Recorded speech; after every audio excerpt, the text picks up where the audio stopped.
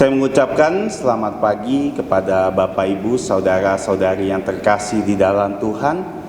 Kita sungguh bersyukur kepada Tuhan karena hari ini untuk pertama kalinya setelah COVID-19 kita bisa beribadah dengan tatap muka seperti saat ini. Kita bersyukur bagaimana Tuhan menyertai kita selama ini dan kita akan beribadah pada Tuhan hari ini. Kita persiapkan diri kita untuk semua jemaat yang mempunyai handphone bisa mengecek handphonenya untuk dimatikan sehingga tidak mengganggu jalannya ibadah pada pagi hari ini. Terima kasih. Kita memulai ibadah kita dengan menyiapkan diri, menyanyikan pujian Tuhan berada di bait sucinya.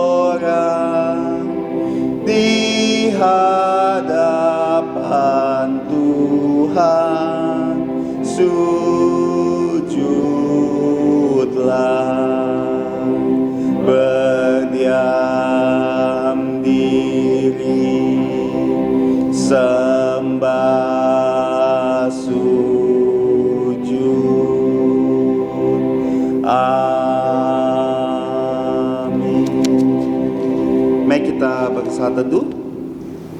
Dengarlah firman Tuhan dari Mazmur nomor 61 ayat 4 dan 5. Sungguh Engkau telah menjadi tempat perlindunganku, menara yang kuat terhadap musuh. Izinkanlah aku menumpang dalam kemah-Mu untuk selama-lamanya. Izinkan aku berlindung dalam naungan sayap-Mu. Amin. Saat teduh selesai. Mari kita bangkit berdiri dan kita memuji Tuhan. Pujian pertama kita akan menyanyi dalam bahasa Inggris, Holy, Holy, Holy. Bisa dilihat di bulletin gereja halaman yang ketiga.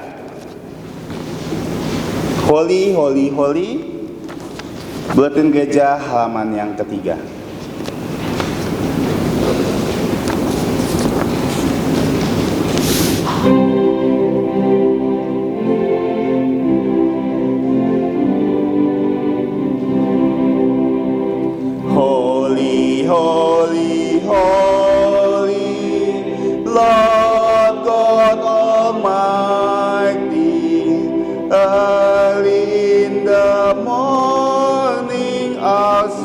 Shall rise to thee.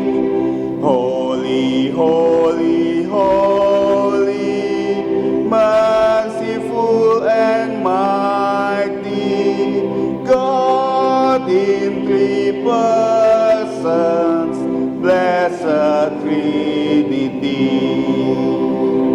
Holy, holy, holy, all the saints adore thee, casting down their golden crown around the glassy sea.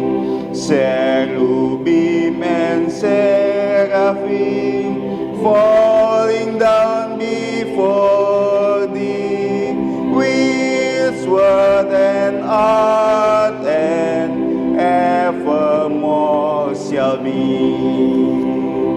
Holy, holy, holy, though the darkness hide thee, though the eyes of sinful men thy glory may not see, only thou art holy, there is none before thee, perfect in power, in love and purity.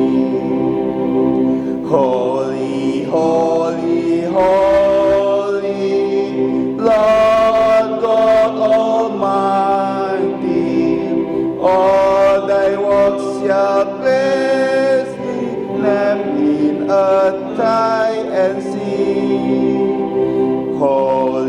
holy, holy, merciful and mighty, God in three persons, blessed Trinity. Mari kita tetap berdiri dan kita masuk di dalam doa. Bapa kami yang di surga, Engkau adalah Allah yang kudus, Allah Putra Kudus dan Roh Kudus. Kami datang memuji dan menyembah-Mu Bapa. Kami mengangkat pujian kami di hadapan-Mu, karena Engkau Allah yang kudus, namun kami adalah manusia yang berdosa, yang Engkau telah kuduskan melalui darah Tuhan Yesus Kristus. Sehingga kami orang-orang yang berdosa ini bisa dilayakkan untuk menghadap hadirat-Mu. Kiranya Engkau yang tolong Bapa, ampuni dan dari dosa dan kesalahan kami yang kami perbuat selama ini, baik dari pikiran, perkataan, dan perbuatan kami yang tidak berkenan di hadapan-Mu, bahkan menyakiti hati saudara-saudara kami. Mohon Engkau yang sucikan melalui darah Tuhan Yesus, sehingga kami layak menghadap tahta-Mu pada hari ini. Kami sungguh bersyukur dan bersuka cita Bapa, karena kami sekali lagi bisa melangkahkan kaki di hadapan-Mu untuk memuji, menyembah bersama saudara-saudara kami yang telah ditebus oleh darah Yesus. Dan kami telah memulai ibadah yang baru saat kami selama berapa bulan tidak bisa beribadah tatap muka seperti ini. Kami di rumah masing-masing beribadah, namun Engkau berbelas kasihan dan berbaik hati kepada kami, sehingga pada hari ini, untuk pertama kalinya setelah wabah ini, kami bisa kembali beribadah seperti ini. Kami mohon Kau pulihkan bangsa kami Bapa, bahkan dunia ini dari COVID-19. Namun jika Engkau memang masih ingin mengizinkan virus ini ada, kiranya Engkau yang menolong, sehingga kami diberikan kekuatan dan kemampuan dan hikmat bijaksana untuk bisa menghadapinya dengan baik. Kiranya Engkau yang tolong jalan ibadah ini dari awal sampai akhirnya, dan nama-Mu saja kiranya yang ditinggikan dan dimuliakan hari ini. Ampuni kami akan dosa pelanggaran kami berdoa hanya di dalam nama Putra-Mu Tuhan Yesus Kristus, yang di bumi telah mengajarkan kami semua doa Bapa kami yang berbunyi: Bapa kami yang di sorga, dikuduskanlah nama-Mu, datanglah kerajaan-Mu, jadilah kehendak-Mu di bumi seperti di sorga. Berikanlah kami pada hari ini makanan harian kami, dan ampunilah kami akan kesalahan kami, seperti kami juga mengampuni orang yang bersalah kepada kami. Dan janganlah membawa kami ke dalam pencobaan, tetapi lepaskanlah kami dari yang jahat. Karena Engkaulah yang mempunyai kerajaan dan kuasa dan kemuliaan sampai selama-lamanya. Amin. Gloria Patri.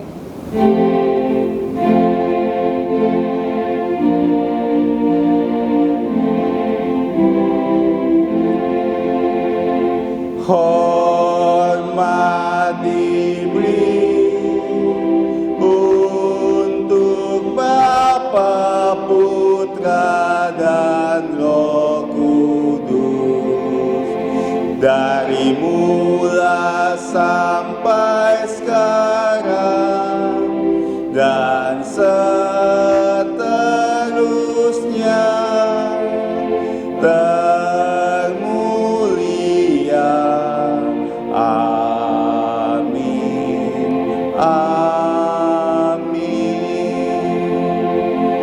Jemaat Tuhan dipersilakan untuk duduk. Mari kita bersama-sama membuka Alkitab kita pada pagi hari ini. Bacaan bertanggapan hari ini dari Injil Matius pasal yang ke-26 ayat 17 sampai dengan yang ke-30. Injil Matius 26 ayat 17 sampai dengan yang ke-30. Kita akan membacanya secara bertanggapan. Ayat 17 saya akan bacakan, tolong ditanggapi dengan ayat 18, dan kita akan membaca 28, 29, 30 bersama-sama.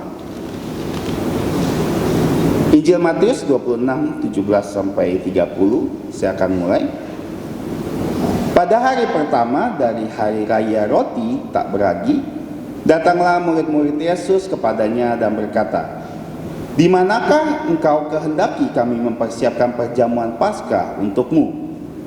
Jawab Yesus, "Pergilah ke kota kepada si Anu dan katakan kepadanya, pesan guru, waktuku hampir tiba. Di dalam rumahmu lah aku merayakan Paskah bersama-sama dengan murid-muridku." Lalu murid-muridnya melakukan seperti yang ditugaskan Yesus kepada mereka dan mempersiapkan Paskah. Setelah hari malam, Yesus duduk makan bersama-sama dengan ke-12 murid itu. Dan ketika mereka sedang makan, ia berkata, "Aku berkata kepadamu, sesungguhnya seorang di antara kamu akan menyerahkan aku." Dan dengan hati yang sedih berkatalah mereka seorang demi seorang kepadanya, "Bukan aku ya Tuhan." Ia menjawab, "Dia yang bersama-sama dengan aku mencelupkan tangannya ke dalam pinggan ini, dialah yang akan menyerahkan aku. Putra manusia memang akan pergi sesuai dengan yang ada tertulis tentang dia, akan tetapi celakalah orangnya Putra manusia itu diserahkan. Adalah lebih baik untuk orang itu sekiranya ia tidak dilahirkan." Yudas yang hendak menyerahkan dia itu menjawab katanya, "Bukan aku, ya Rabi." Kata Yesus kepadanya, "Engkau telah mengatakannya." Dan ketika mereka sedang makan, Yesus mengambil roti, mengucap berkat dan memecah-mecahkannya, lalu menyerahkannya kepada murid-muridnya dan berkata, "Ambillah, makanlah, inilah tubuhku." Sesudah itu ia mengambil cawan, mengucap syukur lalu memberikannya kepada mereka dan berkata, "Minumlah kamu semua dari cawan ini sama-sama, sebab inilah darahku, darah perjanjian yang ditumpahkan untuk banyak orang untuk pengampunan dosa. Akan tetapi aku berkata kepadamu, mulai dari sekarang aku tidak akan minum lagi hasil pokok anggur ini sampai pada hari aku meminumnya, yaitu yang baru bersama-sama dengan kamu dalam kerajaan Bapakku." Sesudah menyanyikan nyanyian pujian, pergilah Yesus dan murid-muridnya ke Bukit Zaitun. Kiranya Tuhan memberkati pembacaan firman Tuhan kita pada pagi hari ini. Kita akan memuji Tuhan lagi dengan pujian 284.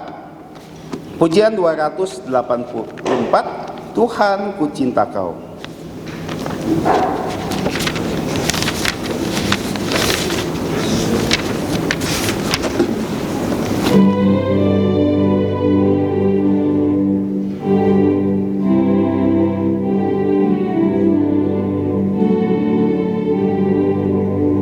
Tuhan ku cintamu dan jadi milikmu, tinggallah selalu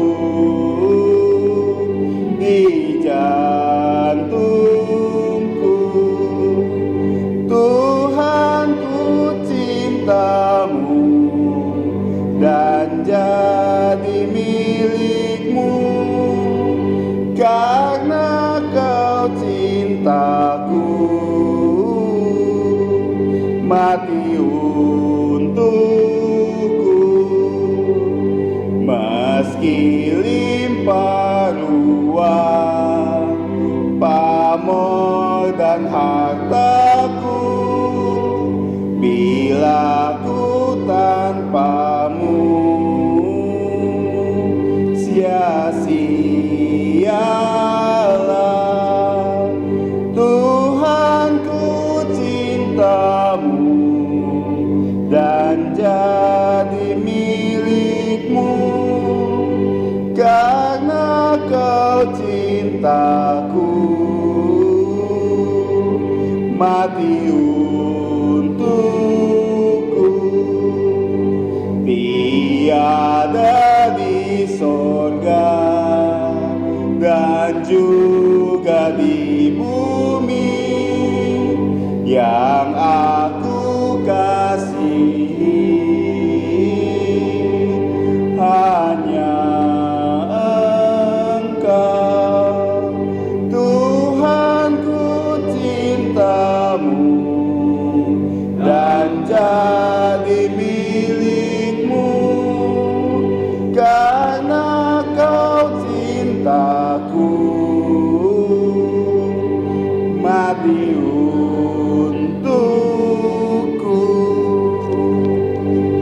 Kita akan menghafalkan ayat hafalan kita pada pagi hari ini. Ayat hafalan bisa kita lihat di buletin gereja. Kita akan baca dalam bahasa Indonesia dan bahasa Inggris.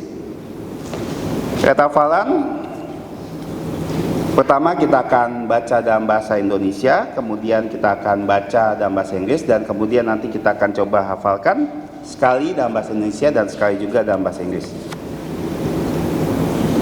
Kita mulai dalam bahasa Indonesia dulu. 1, 2, 3. 2 Raja-Raja pasal 4 ayat 7. Kemudian pergilah perempuan itu memberitakan kepada abdi Allah, dan orang ini berkata, pergilah, jualah minyak itu, bayarlah hutangmu, dan hiduplah dari lebihnya, engkau serta anak-anakmu. Kita coba dalam bahasa Inggris. 1, 2, 3. 2 King chapter 4 verse 7. Then she came and told the man of God, and he said, go, sell the oil, and pay thy debt, and live thou and thy children of the rest. Kita coba hafalkan dalam bahasa Indonesia. 1, 2, 3. 2 Raja-Raja pasal 4 ayat 7. Kemudian pergilah perempuan itu memberitakan kepada abdi Allah, dan orang ini berkata, pergilah, jualah minyak itu, bayarlah hutangmu, dan hiduplah dari lebihnya, engkau serta anakmu. Dalam bahasa Inggris. 1, 2, 3. 2 King chapter 4 verse 7. Then she came and told the man of God, and he said, go, sell the oil, and pay thy debt, and live thou and thy children of the rest. Kita bersyukur kita bisa menghafalkan dalam bahasa Indonesia dan bahasa Inggris. Semoga kita bisa membawa pulang buletin ini dan kita bisa hafalkan di rumah. Selanjutnya kita akan melihat warta gereja. Bisa kita lihat di buletin gereja halaman yang keempat. Yang pertama, doa dan puasa akan diadakan secara sukarela di rumah masing-masing, mulai dari sore ini jam 6 sampai besok sore jam 6. Yang kedua, kita bersyukur dan memuji Tuhan karena Tuhan telah menuntun kebaktian kita di keluarga masing-masing selama ini, dan masih ada keluarga-keluarga yang beribadah di rumahnya. Diharapkan kepala keluarga bisa memimpin kebaktian dan mengajak seluruh keluarga, khususnya yang lansia, yang tua, bisa menyembah Allah Tritunggal di dalam roh dan kebenaran. Yang ketiga, kita bersyukur sejak awal bulan kita sudah beribadah, namun hari ini kita bersyukur karena kita bisa beribadah secara tatap muka. Mohon diinformasikan dan diajak seluruh teman-teman kita sehingga kita bisa kembali lagi beribadah. Khususnya untuk anak-anak muda dan remaja dan dewasa muda sudah bisa datang untuk beribadah. Yang terakhir, kita juga bersyukur Tuhan memimpin kita sehingga gereja telah menyediakan pengajaran firman Tuhan untuk anak-anak sekolah minggu dan CMC, dan sudah diunggah di YouTube. Untuk kepala keluarga bisa memutarkan pelajaran rohani ini kepada anak-anak atau kepada setiap orang yang memerlukannya. Tiba saatnya kita akan memberikan persembahan yang terbaik untuk Tuhan. Yang akan membawakan persembahan adalah Saudara Samuel. Kita akan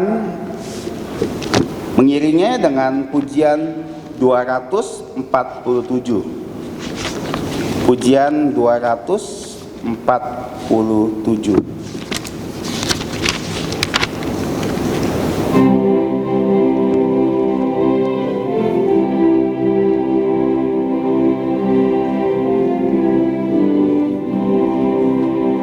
Rindukah kau hidup yang melimpah dari Tuhanmu dan segala yang kau perlu? Percayalah pada Bapa dan sesuai janjinya kan genapkan dirimu. Memenuhi hari ini di jantungmu, limpahlah pialamu seperti janji Tuhanmu.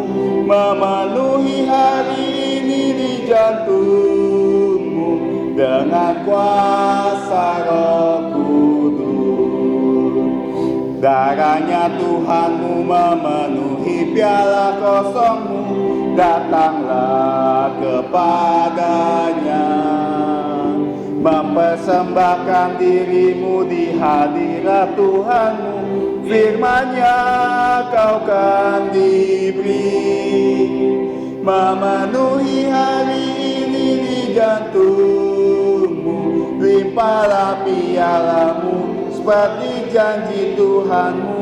Memenuhi hari ini di jantungmu dengan kuasa Roh Kudus. Baik, ketiga kita bangkit berdiri. Bagaikan saluran berkat Tuhan yang mengalir terus, kasih-Nya tak berubah. Dan Tuhan telah berjanji dengan kuasa Roh Kudus memenuhi pialamu. Memenuhi hari ini di jantungmu, limpahlah pialamu seperti janji Tuhanmu. Memenuhi hari ini di jantungmu dengan kuasa Roh Kudus. Mari kita menyanyikan doksologi.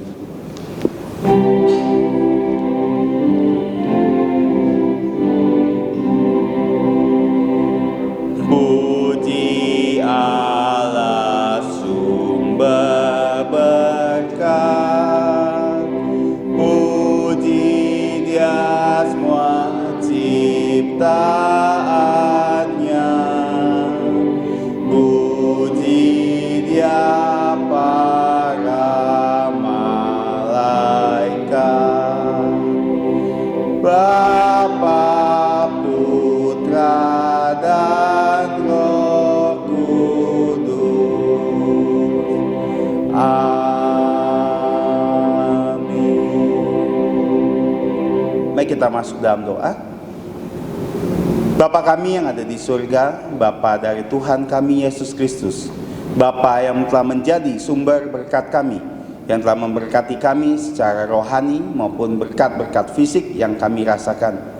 Kami bersyukur Bapa terutama untuk keselamatan yang sempurna namun gratis dan sangat berharga untuk kami di dalam Tuhan Yesus Kristus, sehingga kami semua manusia yang jauh dari Tuhan sekarang Kau bawa dekat menghadap-Mu. Bahkan kami bisa diberikan kesempatan untuk memberikan persembahan kepadamu. Kiranya Engkau yang terima persembahan ini, dan Engkau yang jadikan persembahan ini berkat, sehingga bisa dipakai untuk memperluas kerajaan-Mu. Dan kiranya Engkau memberkati setiap tangan-tangan yang telah memberikannya dengan sukacita, bahkan setiap orang tua kami yang telah juga memberikan uang ini untuk kami persembahkan. Terima kasih Bapa. Ampuni kami akan dosa pelanggaran kami berdoa hanya di dalam nama Tuhan Yesus Kristus. Amin. Silakan duduk.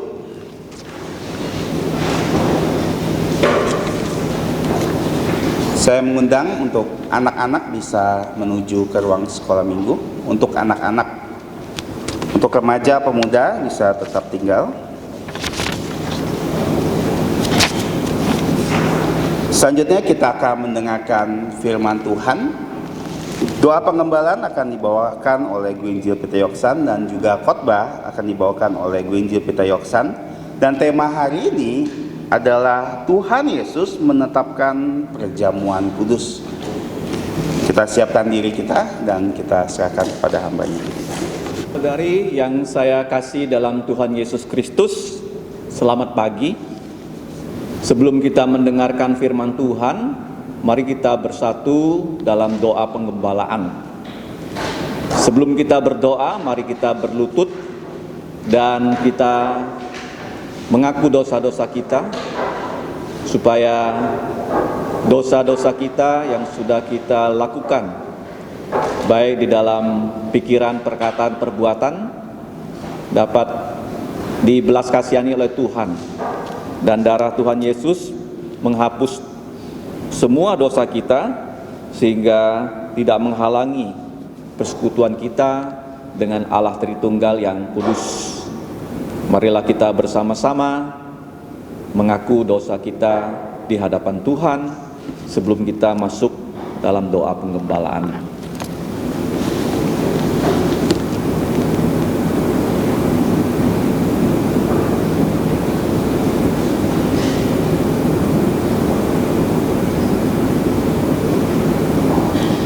Bapa kami yang di surga, Bapa dan Juru Selamat kami di dalam Tuhan Yesus Kristus, kami berterima kasih untuk pagi ini, di hari-Mu yang kudus, kami dapat dihimpun untuk kebaktian pagi, di mana anak-anak-Mu dapat datang mengingat kebangkitan Tuhan Yesus dari kematian. Karena Tuhan Yesus, Putra-Mu, Allah Putra telah menjadi Putra manusia, telah menjadi Juru Selamat kami, sehingga kami bisa merayakan kebangkitan Tuhan Yesus setelah Ia mati untuk dosa-dosa kami. Ya Bapa, kami percaya darah Tuhan Yesus dapat menghapus dosa-dosa kami. Kami berdoa kiranya Engkau mengampuni dosa kami, dan kami juga berdoa dengan lubuk jantung yang sudah Engkau hapus dosa-dosanya. Engkau dapat bertahta kudus dengan firman-Mu dan Roh Kudus, sehingga kami dapat menyembah Engkau dalam roh dan kebenaran. Ya Bapa, kami menyerahkan hidup kami kembali ke dalam pimpinan-Mu, karena kami telah 3 bulan lebih tidak dapat berkebaktian seperti saat ini. Ya Bapa, kami mengucap syukur untuk minggu yang pertama. Bukan hanya kami berkebaktian, nanti juga setelah mendengarkan firman-Mu, kami dapat menghadap meja perjamuan Tuhan Yesus, dan kami juga akan mendengarkan sekaligus yaitu pelajaran firman dari Tuhan Yesus tentang perjamuan kudus juga. Ya Bapa, kami tahu semua ini bukan sesuatu kebetulan, karena segala sesuatu sudah Engkau tentukan, karena Engkau adalah Allah yang maha tahu, maha kuasa, dan juga Engkau Allah yang maha hadir. Ya Bapa, kami kembali menyerahkan hidup kami ke dalam pimpinan-Mu, khususnya untuk minggu depan. Beberapa dari antara para remaja pemuda akan masuk sekolah. Ya Bapa, Engkau lindungi mereka, baik sekolah itu bertemu di sekolah ataupun secara online. Berikan mereka kesehatan, ketekunan, dan juga berikan mereka hikmat agar mereka bisa menuntaskan pelajaran mereka di sekolah. Dan juga untuk yang bekerja, Engkau lindungi keluar masuk. Bahkan yang sakit kami serahkan, mohon Engkau yang sembuhkan. Jadikanlah para remaja pemuda sebagai saksi Tuhan Yesus di rumah mereka masing-masing. Ya Bapa, kembali kami juga berdoa untuk semua pelayanan gereja-Mu saat ini berlangsung tidak seperti biasanya. Ada kebaktian-kebaktian di rumah, kiranya Engkau menyertai supaya setiap kepala keluarga dapat dengan bersemangat mengajak semua elemen keluarga untuk berkebaktian. Demikian juga kami bersyukur untuk pelayanan anak yang dapat juga berlangsung di banyak tempat. Kiranya melalui pelayanan ini anak-anak dapat juga bersekutu dan menyembah Engkau dalam roh dan kebenaran. Ya Bapa, kami mohon juga belas kasihan-Mu kepada dunia yang sedang dilanda COVID. Kami mohon Engkau berbelas kasihan untuk memberikan kepada para peneliti vaksin-vaksin yang bisa menyembuhkan penyakit ini. Demikian juga untuk Indonesia, Engkau pulihkan bukan hanya krisis kesehatan, tapi juga krisis ekonomi, khususnya mereka yang kehilangan pekerjaan.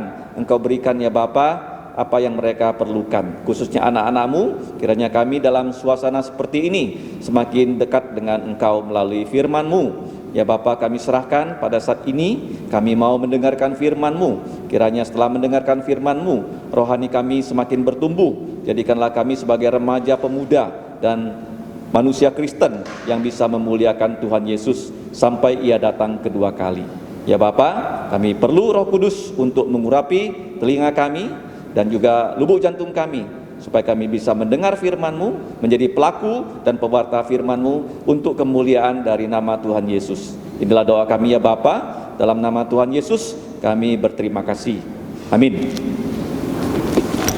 Tadi kita sudah membaca dari perikop Injil Matius pasal yang ke-26 ayat 17 sampai 30. Nah, Judul khotbah kita pagi ini yaitu Tuhan Yesus menetapkan perjamuan kudus. Nah, kalau kita lihat dari ayat 17 sampai 30, kita dapat mengingat firman Tuhan ini dengan 3 bagian. Yang pertama, ayat 17 sampai 19. Kemudian ayat 20 sampai 25. Kemudian bagian 3, ayat 26 sampai 30. Nah, saya beri tema yang lebih gampang kita ingat, yaitu ABC, perjamuan kudus. Nah, ayat 17 sampai ayat 19 itu adalah A dari perjamuan kudus. Apa itu A? A adalah aku telah dibebaskan dari perbudakan di Mesir. Ini adalah sejarah dari perjamuan kudus. Nah, kalau kita lihat di ayat 17, pada hari pertama, hari raya roti tidak beragi. Nah, sebelum nama dari perjamuan kudus itu kita dapatkan dari perjanjian baru, orang Israel sudah beribu-ribu tahun mereka merayakan yaitu perayaan roti tidak beragi yang dikenal dengan Paskah selama 1 minggu dari tanggal 14 bulan Nisan, dan kalau tanggalnya tanggal pertengahan karena orang Yahudi itu penanggalannya berdasarkan bulan. Kalau tanggalnya tanggal 14-15 itu berarti bulan purnama. Pada zaman itu tidak ada listrik. Jadi waktu mereka merayakan perayaan roti tidak beragi, perayaan Paskah itu di malam hari. Dan mereka pada tengah-tengah malam harus meninggalkan Mesir, sehingga semua orang Israel yang disuruh merayakan perayaan Paskah bisa meninggalkan Mesir setelah mereka diperbudak di Mesir selama 400 tahun. Indonesia pernah dijajah oleh Belanda 350 tahun. Masih kalah ya dengan bangsa Israel ya, 430 tahun. Mereka menjadi budak. Kalau menjadi budak disuruh bekerja sampai tubuhnya sakit, tapi tidak dibayar dengan sepantasnya. Kalau tidak mau bekerja, boleh dipukul. Itu yang terjadi kalau kita baca dalam kitab Keluaran. Jadi mereka itu diperbudak, tetapi pada tanggal 14 Nisan ya, mereka dibebaskan dari perbudakan.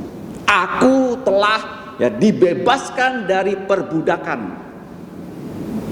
Kalau zaman dulu perbudakan Mesir, tapi orang Kristen kita sudah dibebaskan dari perbudakan dosa. Nanti akan kita pelajari bagaimana itu bisa terjadi. Nah, dari ayat 17 sampai ayat 19, aku telah dibebaskan dari perbudakan. Itu ada 3 P yang bisa kita ingat. P yang pertama, bahwa perayaan roti tidak beragi di perjanjian lama disebut perayaan Paskah itu adalah perintah. Perintah untuk merayakan ini dapat kamu baca di dalam Keluaran 12. Jadi setiap keluarga harus menyembelih anak domba yang tidak bercacat, yang tidak bercela, yang umurnya hanya 1 tahun. Kalau anak domba itu bisa disembelih, bisa dimakan. Tapi waktu mereka mengambil anak domba ini, itu tidak boleh ya. Kalau malam ini mau disembelih tanggal 14, mau dimakan, malam itu terburu-buru mengambilnya, nggak boleh. Harus diambil tanggal 10. Dan anak domba itu harus dilihat di rumah, ada cacatnya enggak, ada celanya enggak, ada boroknya enggak.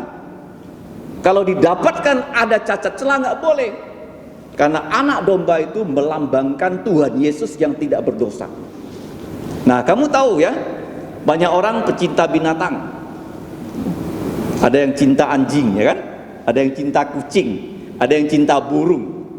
Tetapi bangsa Israel setiap mereka harus cinta anak domba. Karena itu anak domba bukan hanya dipelihara, dibawa ke rumah selama 4 hari dilihat, jadi kawan dari anak-anak ya. Karena anak domba itu begitu cute. Tetapi pada tanggal 14 sore harus disembelih. Kamu bayangkan loh, ada orang yang pelihara anjing, anjingnya mati, dia nggak bisa makan, nggak bisa tidur 1 bulan. Kenapa begitu? Karena itu melambangkan Yesus akan melayani orang Israel selama berapa?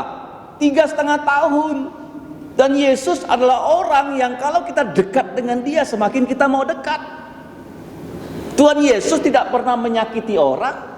Tuhan Yesus selalu menolong orang. Seperti anak domba ini, disayang betul-betul oleh keluarga itu. Tapi pada tanggal 14 Nisan harus disembelih dan mati. Perintah pertama, ya, Paskah itu adalah perintah. Kenapa nanti roti tidak beragi akan saya jelaskan lebih lanjut. P yang kedua, kamu lihat ya, di situ murid bertanya pada Tuhan Yesus, di manakah engkau Tuhan Yesus kehendaki kami mempersiapkan perjamuan Paskah untukmu.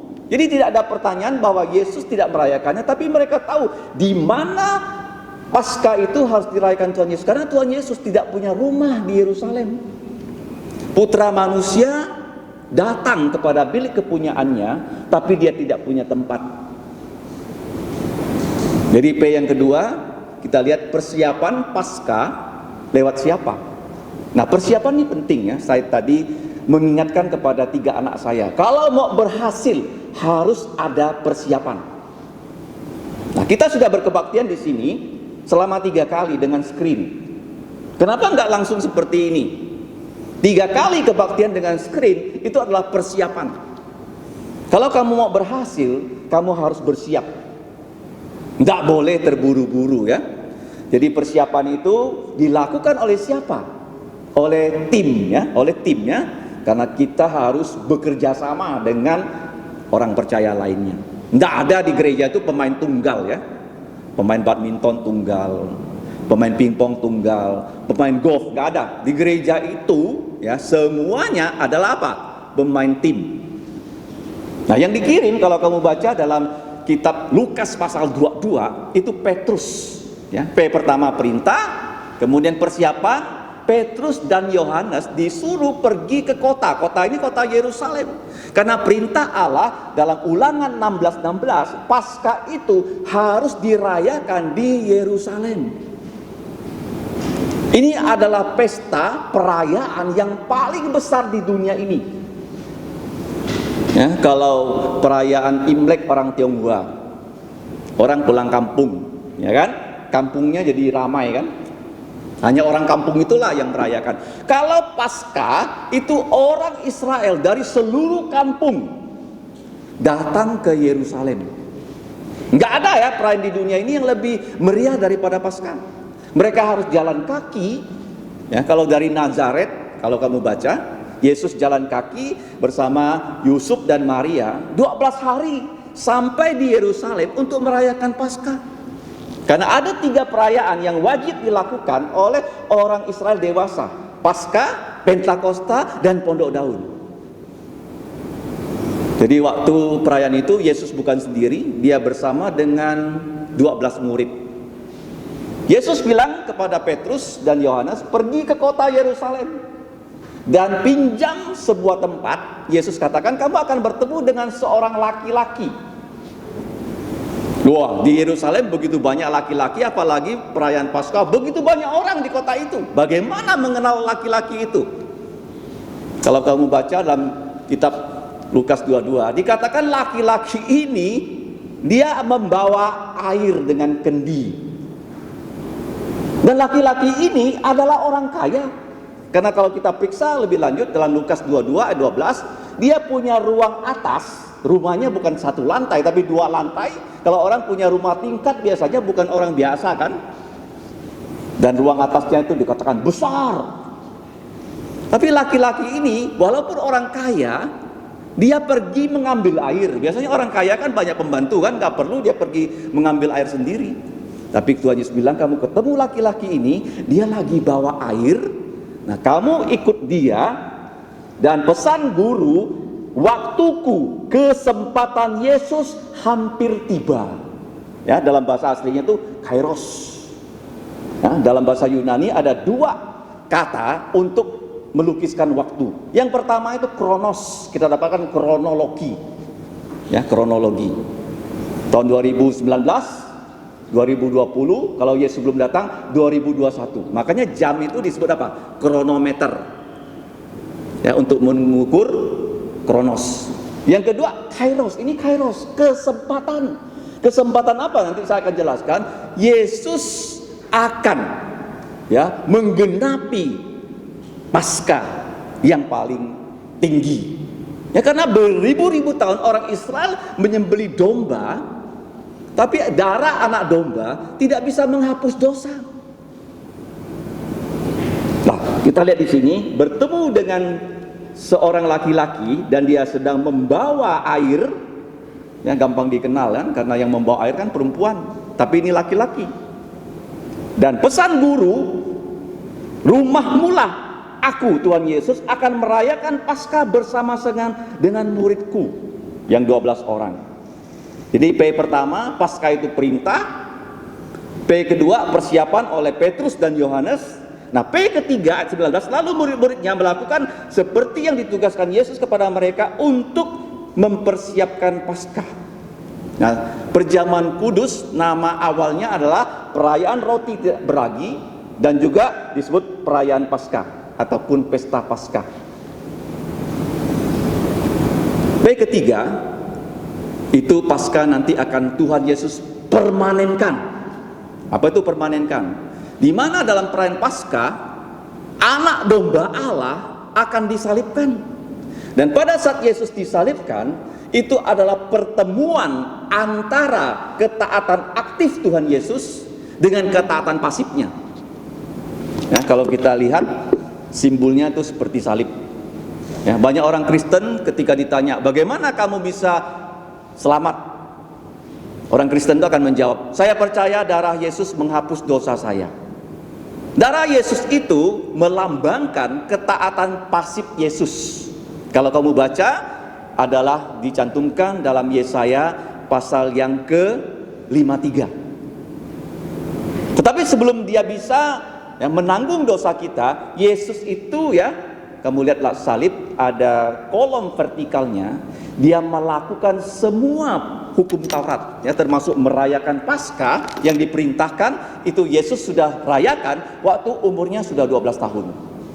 Kemudian waktu dia melayani umur 30 tahun, kalau kamu baca Injil Yohanes 2, 5, 6, 12, yang sekarang ini Injil Yohanes 12, dia merayakan 4 kali. Sehingga kita tahu Tuhan Yesus melayani selama 3 tahun lebih, karena dia merayakan Paskah 4 kali. Itu ketaatan aktif Yesus, menjalankan hukum Taurat, mewakili manusia. Karena kita manusia tidak bisa lagi menjalankan hukum Taurat dengan sempurna. Hukum Taurat itu orang Israel bilang ada berapa? 248 tambah 365. Kenapa 248? Karena 248 itu perintah, termasuk Ulangan 16 itu perintah. Ada 248 perintah. Kenapa 248? Orang Israel percaya organ tubuh manusia ada 248. Jadi apa guna tangan kamu? Kalau kamu tanya pada orang Israel, untuk melakukan perintah Tuhan.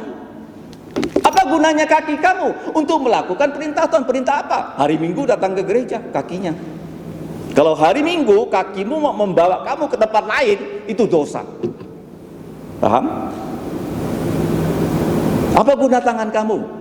Membagi traktat, mengedarkan kantong persembahan, menyambut tamu. Tangan kita, semua organ tubuh kita untuk melayani Tuhan. Ada yang bisa main gitar, layani Tuhan dengan gitar. Ada yang bisa naik motor, jemput orang dengan naik motor.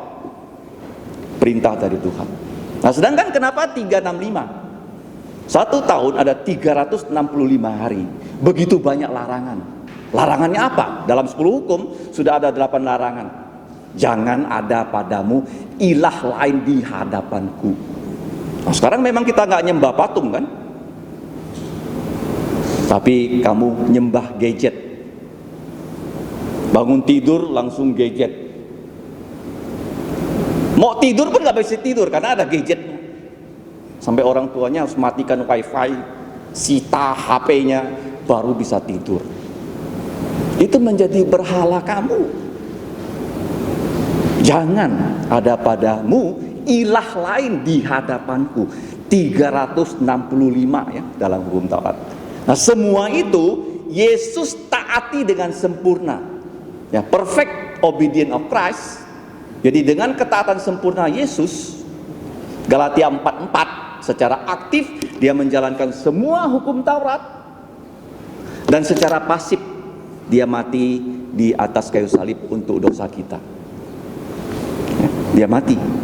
Makanya anak domba Paskah itu harus disembelih. Darahnya disuruh dioles di ambang pintu, supaya malaikat pencabut nyawa pada malam itu tidak mencabut nyawa anak-anak sulung, baik binatangnya, manusianya yang dipenjara, manusia di istana, manusia di gubuk, pokoknya anak sulung, laki, perempuan, semuanya mati kalau pintu mereka tidak diolesi dengan darah anak domba. Itu tulah ke-10. Nanti saya jelaskan. Jadi aku telah dibebaskan dari perbudakan di Mesir. Dan kalau kita sekarang, kamu percaya Yesus, kamu dibebaskan dari perbudakan dosa. Itu adalah Paskah. Pembebasan manusia dari perbudakan. Itu adalah perintah. Yang kedua, itu adalah suatu persiapan oleh Petrus dan Yohanes. Yang ketiga, itu adalah permanen. Kenapa bisa permanen? Kenapa bisa perfect? Karena kalau Paskah terus tanpa Yesus disalib, Paskah itu tidak ada gunanya. Kalau sampai sekarang orang Israel tetap makan Paskah, tapi mereka tidak percaya Yesus, jadi Paskah mereka itu kosong. Nah, yang kedua, ayat 20 sampai 25. B. Apa itu B? B di sini dalam perayaan Paskah, Tuhan Yesus mau membantu kita. Ada bantuan dari Tuhan Yesus supaya para murid bisa bertobat. Karena pada waktu itu mereka masuk ke ruang atas. Kalau kamu baca dalam Yohanes 13, mereka sedang berselisih siapa yang paling hebat. Karena tidak ada satu di antara mereka yang mau merendahkan diri, mencuci kaki. Tuhan Yesus harus mencuci kaki dari murid-muridnya. Dan itu gak pernah terjadi loh di dalam sejarah manusia. Guru kok cucikan kaki. Kalau kamu kecil ya memang orang tua kamu cucikan kamu, mandikan kamu. Tapi kalau kamu besar, kecuali kalau kamu sakit, nggak ada itu. Yang muda dicucikan kakinya oleh yang tua. Dan waktu itu Yesus mencuci kaki murid-muridnya, mereka semua itu sedang sombong. Penyakit yang paling merusak organisasi, penyakit yang paling merusak gereja adalah kalau ada kesombongan di antara kita. Dan Yesus ingin muridnya bertobat, dan orang bisa bertobat kalau Yesus bantu. Nah, kamu lihat di sini ya, Yesus membantu kita bertobat. Nah, bantuan Yesus untuk kita bertobat itu senantiasa bisa kita dapatkan. Saya nggak tahu kelemahan kamu apa. Bisa saja kamu sombong, bisa saja kamu malas, bisa saja kamu itu diperbudak gadget. Bagaimana kamu bisa bebas? Yesus bisa membantu kamu bebas dari semua itu. Nah, kita lihat di sini. Di sini juga kita ikat dengan 3P. P pertama apa? Setelah hari malam, Yesus makan, duduk bersama-sama dengan ke-12 muridnya. Itu adalah pesta loh. Jadi Petrus dan Yohanes sudah mempersiapkan ruangan yang dipinjam, dan ada roti tidak beragi. Dalam bahasa Ibraninya itu namanya kasoret, roti tidak beragi. Kenapa tidak beragi? Karena mereka pada malam Paskah harus cepat-cepat keluar dari Mesir. Dan waktu mereka makan Paskah di zaman pertama itu harus berdiri, gak boleh duduk. Karena tengah malam mereka pergi dari Mesir. Tapi di sini Tuhan Yesus makan Paskah dengan duduk ya. Kebudayaan itu sudah sedikit berubah. Dan ada roti tidak beragi namanya kasoret. Melambangkan Yesus tidak berdosa, tubuhnya akan dipecah. Nanti kita pelajari lebih lanjut.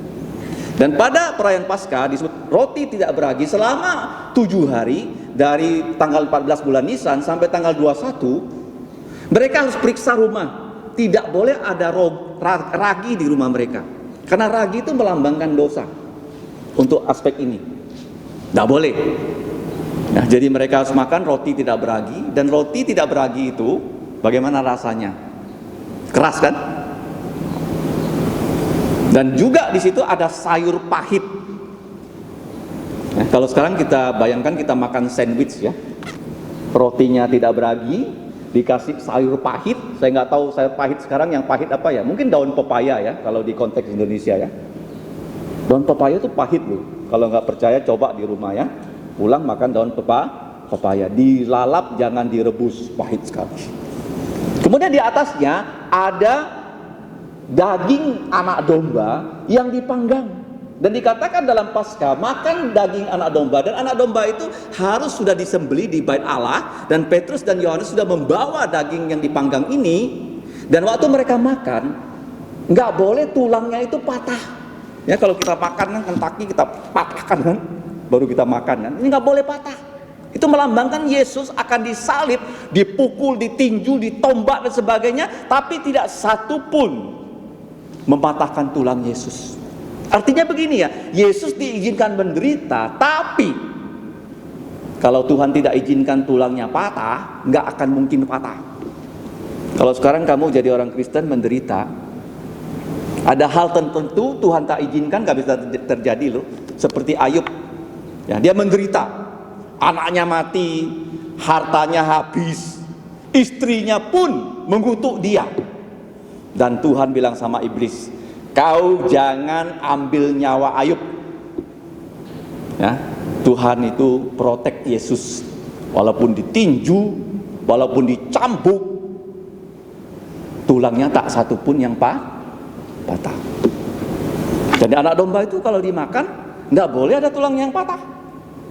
Kalau nggak habis nggak boleh dibuang ke tempat sampah.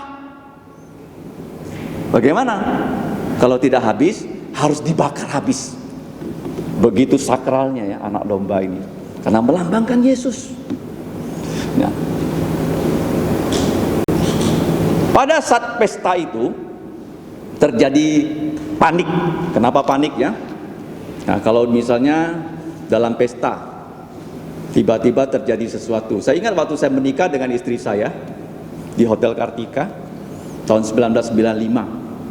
Ada orang tiba-tiba pingsan loh dalam pesta itu dan dibawa ke rumah sakit. Dan katanya beliau nggak ketolong, meninggal. Panik. Tapi waktu ini apa yang membuat mereka panik? Dan ketika mereka sedang makan, sedang pesta, kan enak kan makan kan? Yesus berkata kepada mereka, sesungguhnya seorang di antara kamu 12 rasul akan mengkhianati aku. Ini berita yang membuat mereka panik, terkejut. Sepertinya Yesus merusak suasana pesta. Betul nggak? Ya kan? Dan saya pikir murid-murid pun selera makannya pun sudah apa? Sudah nggak ada lagi ya. Nah, jadi saya percaya Yesus tuh sudah menjamu mereka makan, sudah kenyang. Ketika perut mereka sudah kenyang, Yesus baru ngomong, di antara kalian ada yang mau menjual aku. Kenapa Yesus tahu? Apakah Yesus punya intelijen? Ya, ada binnya? Bukan, karena Yesus maha tahu. Dia tahu Yesus, ya, Yesus itu dia maha tahu. Dia tahu Yudas sudah punya kesepakatan dengan para pemimpin Yahudi untuk menangkap Yesus. Ketika Yesus berkata demikian, ayat 22, dan dengan dengan jantung yang sangat sedih, mereka semua berkata, seorang kepada yang lain dan bahkan kepada Yesus, bukan aku ya Tuhan. Kamu lihat di sini ya, semua murid yang lain kecuali Yudas berkata, bukan aku ya Tuhan. Mereka bertanya pada Yesus. Tapi kalau kamu lihat ayat 25, apa kata Yudas? Ayat 25, Yudas yang hendak menyerahkan dia itu menjawab katanya, bukan aku. Ya apa? Bukan Tuhan kan? Ya apa? Ya Rabi. Dia menganggap Yesus hanya guru. Kamu punya banyak guru kan di sekolah kan? Ada guru matematika, ada guru agama. Semua guru mengajarkan yang baik pada muridnya. Tapi Yesus bukan hanya sekedar guru, dia adalah Tuhan. Dan semua murid sudah percaya Yesus Tuhan, hanya satu, Yudas gak percaya. Padahal Yudas sudah melihat begitu banyak mujizat-mujizat Yesus, membuktikan Yesus itu betul-betul Allah, betul-betul Tuhan. Karena Yesus sudah membangkitkan 3 kali orang mati. Yang terakhir yang paling menghebohkan dalam Yohanes pasal 11, Lazarus yang sudah mati 4 hari. Dia panggil, Lazarus keluarlah, dan Lazarus bangkit. Siapa yang bisa membuat orang bangkit dari kematian kalau bukan Tuhan?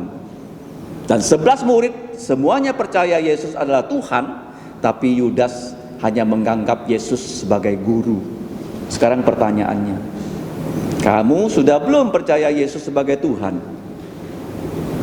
Walaupun kamu sudah datang ke gereja, di sekolah memilih agama Kristen sebagai pelajaran agama, kamu mungkin juga sudah dibaptis dewasa, sudah ikut perjamuan kudus seperti Yudas, tapi kamu sudah sungguh-sungguh nggak percaya Yesus? Atau kamu anggap Yesus hanya guru, dia bukan Tuhan? Yudas kenapa dia tidak mengakui Yesus sebagai Tuhan? Karena dia tidak pernah percaya Yesus. Dia ikut Yesus karena uang.